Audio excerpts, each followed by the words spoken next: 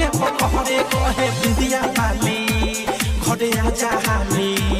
तोहरा से रुसल हरे बाबू ढलाली जाके तू बसल बारो पहरे जवानी राजा पलंगे पकड़े आहा की के जही से